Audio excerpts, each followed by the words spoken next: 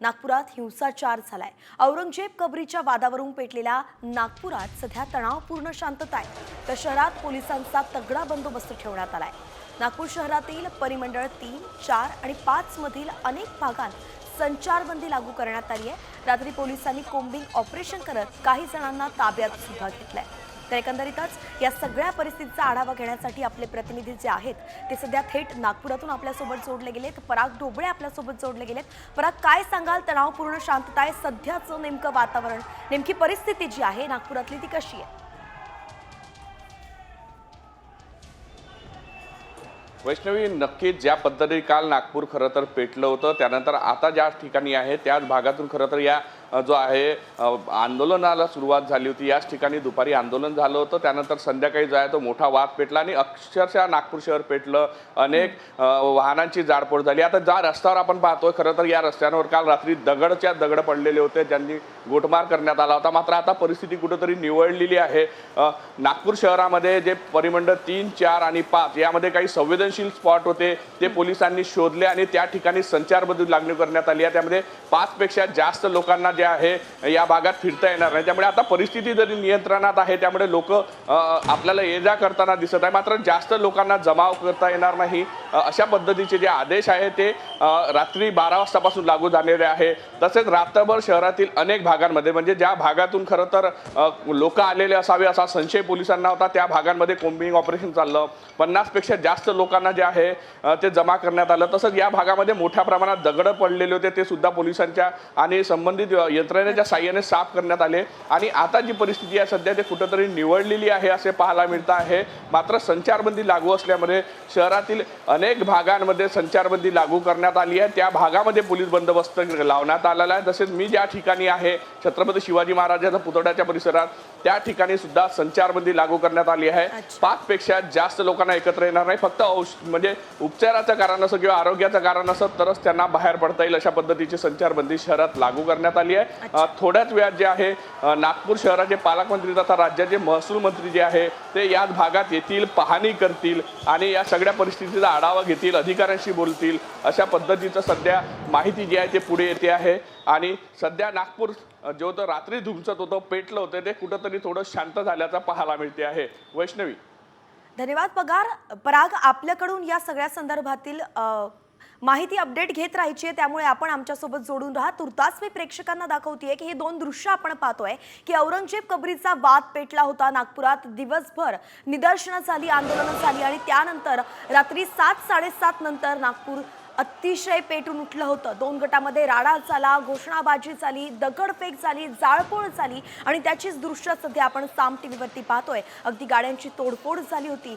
Police कर्मचारी सुद्धा यात जखमी झाले। एका पोलीस कर्मचाऱ्यावरती तर कुऱ्हाडीनं घाला करण्यात आला होता, हल्ला करण्यात आला होता। तर जाळपोळ किती भयंकर होती, दगडफेक कशी करण्यात येत होती आणि पोलीस या जमावाला पांगवण्यासाठी किती शर्थीचे प्रयत्न करत होते, ही संपूर्ण दृश्य सध्या साम टीव्हीवरती पाहतोय आपण। नागपुरात काल दंगल उफाळली होती, कबरीचा वाद पेटला होता आणि ती संपूर्ण ही दृश्य आहेत। सध्या सांगायचं तर नागपुरात तणावपूर्ण शांतता आहे आणि पोलीस आता जे आहे तगडा बंदोबस्त त्यांनी ठेवलेला आहे।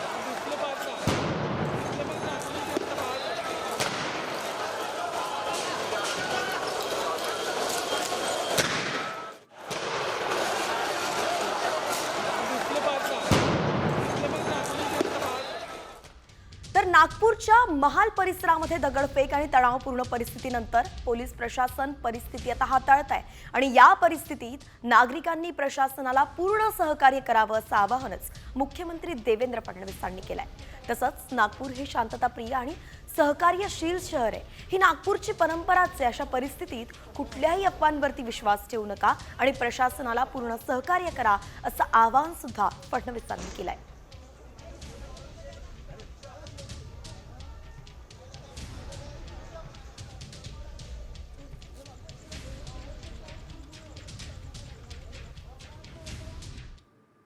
नागपूरच्या महाल भागामध्ये जी काही घटना घडलेली आहे ती अतिशय अयोग्य आहे। अशा प्रकारे जमा होऊन दगडफेक होणं अत्यंत चुकीचं आहे।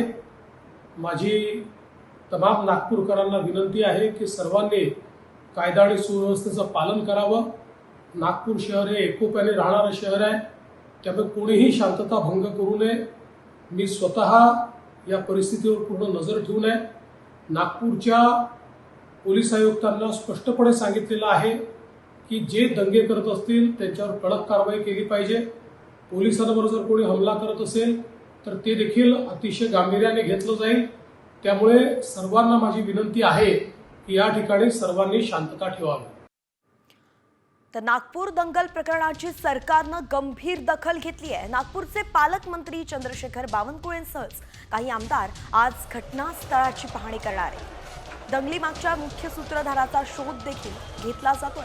दरम्यान काल उशिरा मुख्यमंत्री देवेंद्र फडणवीस आणि चंद्रशेखर बावनकुळे यांच्यात एक बैठक सुद्धा झाली आणि या बैठकीत दोषींवरती कठोर कारवाई करण्याचे आदेशच देण्यात आले.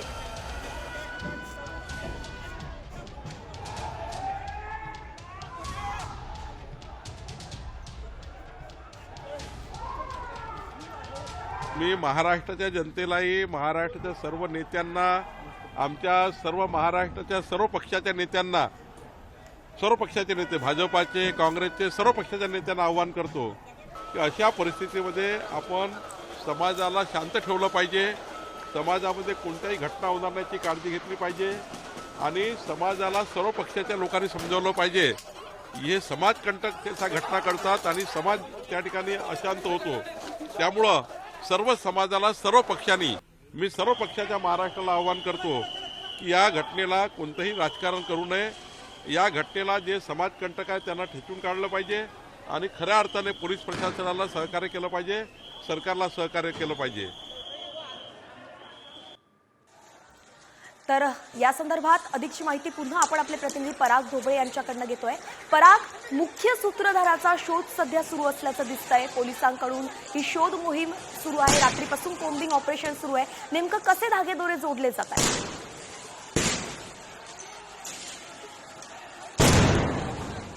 खरं तर ज्या भागांमध्ये संचारबंदी लागली आहे त्याच भागातून काही लोक आल्याचा पोलिसांना संशय जो होता, त्यामुळेच त्या भागांमध्ये संचारबंदी लागवण्यात आलेली आहे.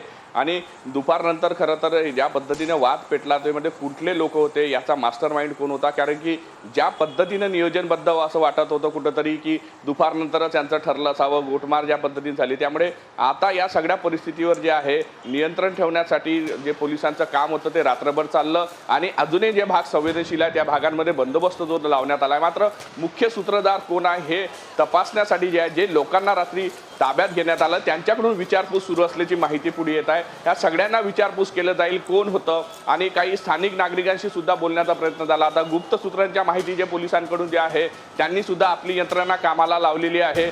कुठं या सगळ्या शहरामध्ये कुठल्या भागात हे सगळं शिजत होतं या सगळ्यांचा शोध घेण्यासाठी जे आहे पोलीस यंत्रणा रात्रीपासून कामी लागलेली आहे. खरं तर अनेक पोलीस कर्मचारी या सगळ्यामध्ये जखमी झालेले आहे, ते सुद्धा महत्त्वाचं आहे. स्वतः रवींद्र कुमार सिंगल पोलीस आयुक्त होते, त्यांना सुद्धा हाताला थोड्या पद्धतीनं जखम झाली होती.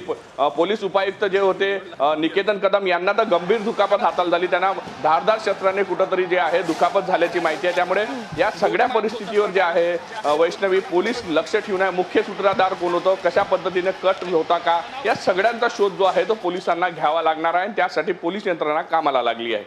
सध्या किती जणांना ताब्यात घेण्यात आलेलं आहे, कारवाई केली जाते, याबद्दल काही अधिकची माहिती आहे?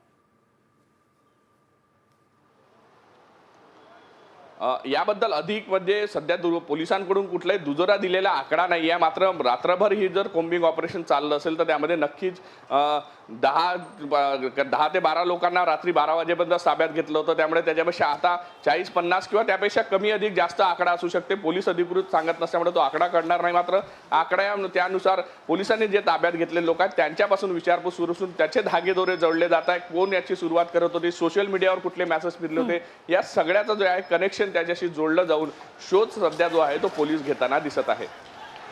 असेच आपण आमच्या सोबत जोडून राहा. तुर्तास प्रेक्षकांना सांगते की ही संपूर्ण दृश्य आपण पाहतोय. नागपुरात तणाव निर्माण झालेला आहे. घटनास्थळावरती पोलिसांचा कडक बंदोबस्त सुद्धा आहे.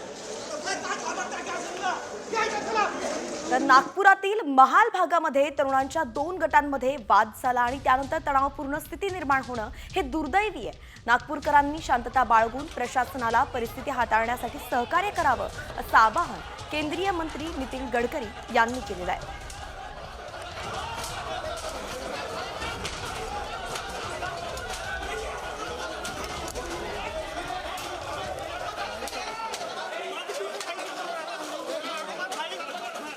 माझी सर्व बांधवांना विनंती आहे की त्यांनी कुठल्याही प्रकारच्या अफवांवर विश्वास ठेवू नये, शांतता प्रस्थापित करावी आणि कोणीही रस्त्यावर येऊ नये. सगळ्यांनी कायदा आणि व्यवस्थेला सहकार्य करावं आणि सलोख्याचं आणि सौहार्दाचं वातावरण ठेवण्याची नागपूरची जी परंपरा आहे त्या परंपरेनुरूप आपला व्यवहार करावा. ज्या ज्या लोकांनी चुका केल्या असतील किंवा ज्यांनी गैरकायदेशीर कृत्य केले असतील त्यांच्यावर सरकार कारवाई करेल असा विश्वास मी आपल्या सगळ्यांना देतो. माननीय मुख्यमंत्र्यांनाही या संबंधातली सर्व माहिती मिळालेली आहे. त्यामुळे आपण कुठल्याही अफवांवर विश्वास न ठेवता आपण सगळ्यांनी सहकार्य करावं. एकंदरीतच नागपूरचे सगळे आमदार मंत्री हे सगळ्यांना शांतता पाळण्याचंच आवाहन करताना दिसत आहे. पण नेमकं नागपूरमध्ये काल घडलं काय होतं हे आपण सविस्तरपणे ग्राफिक्सच्या माध्यमातून पाहूया. बजरंग दल आणि विश्व हिंदू परिषदेचं औरंगजेबाची कबर हटवण्यासाठी काल दिवसभर आंदोलन चाललं. तर सायंकाळी 7 वाजता बजरंग दल आणि विहिपच्या आंदोलनानंतर अचानक वाद पेटला. दोन्ही बाजूंकडून घोषणाबाजीला सुरुवात झाली होती. घोषणाबाजीमुळे महाल परिसरात तणाव निर्माण झाला होता आणि पोलिसांच्या हस्तक्षेपानंतर सुद्धा दगडफेक आणि जाळपोळ ही सुरूच होती.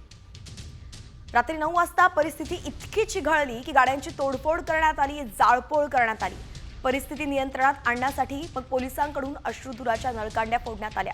तर मुख्यमंत्री फडणवीसांनीही शांततेचं आवाहन केलेलं आहे. पोलिसांकडून संशयितांची आता धरपकड सुरू झालेली आहे. पोलिसांकडून परिस्थिती नियंत्रणात आणण्याचे प्रयत्न देखील सुरू आहेत.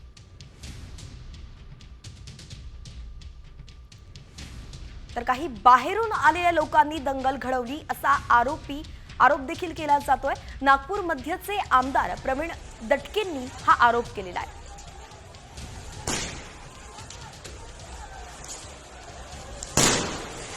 महाल परिसर असेल, छत्रपती शिवाजी महाराज आपल्या पुतळ्याचा परिसर असेल, राम मंदिर गल्ली असेल, जुना इस्लाम कॉलेज लेन असेल, चित्रा टॉकीज असेल, आपलं गवळीपुरा असेल, या भागात प्रचंड बाहेरनं येणाऱ्या नागरिकांनी दगडफेक केली आहे, गाड्या पेटवल्या आहेत, घरं जाळली आहेत, गाड्यांची जाळपोळ केली आहे. अग्निशामक दल विझवायला आलं, त्या कर्मचाऱ्यांना मारहाण झाली अशी माझी माहिती आहे. माझ्याकडे 50च्या वरती व्हिडिओ आहेत.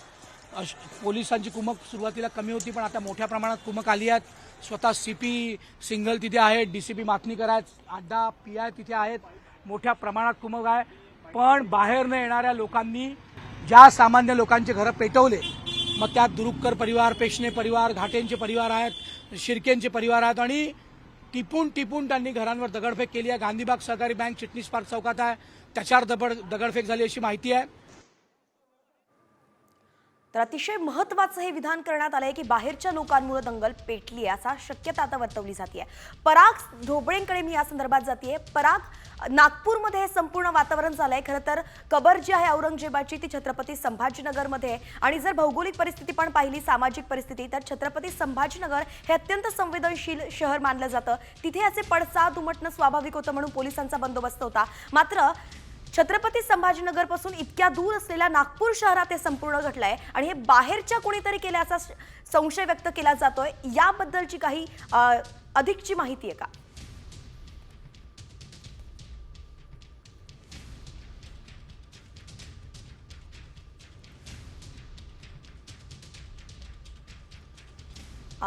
आपण आपल्या प्रतिनिधींकडे जातोच आहोत, त्यांच्याकडनं माहिती घेतोय. पण तुर्तास ही दृश्य आपण पाहतोय की अतिशय भयंकर आणि ही दृश्य आहेत.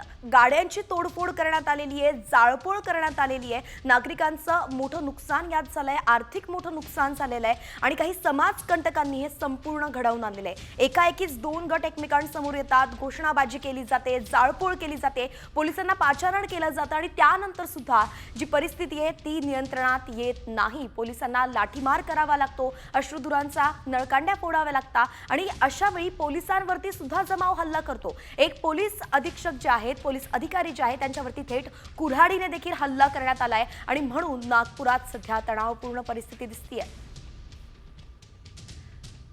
तर नागपूर घटनेबाबत मुख्यमंत्री आता निवेदन देणार असल्याचं कळत आहे। आताची सगळ्यात मोठी बातमी आपण पाहतोय की नागपूरमध्ये जी घटना घडली त्या संदर्भात आता मुख्यमंत्री निवेदन देणार आहेत। विधानसभेमध्ये आज ते निवेदन सादर करतील। नागपुरात 2 गटात दगडफेक झाली होती, जाळपोळ झाली होती आणि याचं कारण होतं औरंगजेबाची कबर, त्यावरून पेटलेला वाद। त्यामुळे 2 गटात राडा झाला आणि त्यानंतर आता फडणवीसांनी शांततेचं आवाहन केल्यानंतर विधानसभेत ते थेट निवेदन देणार आहेत।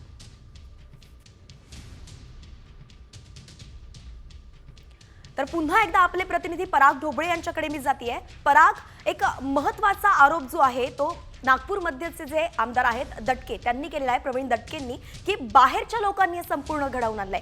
ही जी शक्यता वर्तवली जातीये, हा संशय येतोय, तो नेमका काय येतोय?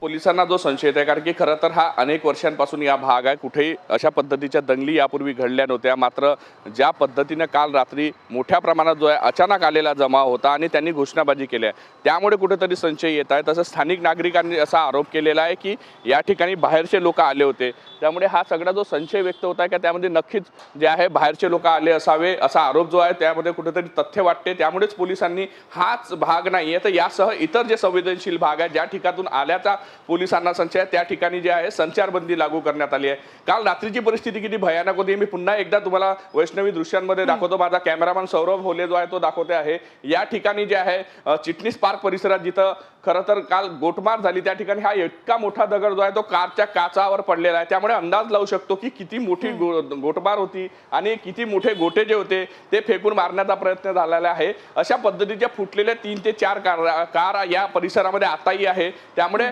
नक्कीच कुठंतरी जे होते बाहेरून आलेले लोक असावे असा जो संशय पोलिसांकडून व्यक्त केला जातो, त्यामध्ये कुठंतरी तथ्य आहे। त्यामुळेच पोलीस आयुक्तांनी जे संचारबंदी लागू केली आहे ते परिमंडळ 3 आणि 4 अशा अपडेट आम्ही घेत राहू। तुर्तास तुम्ही आमच्यासोबत असेच जोडून राहा।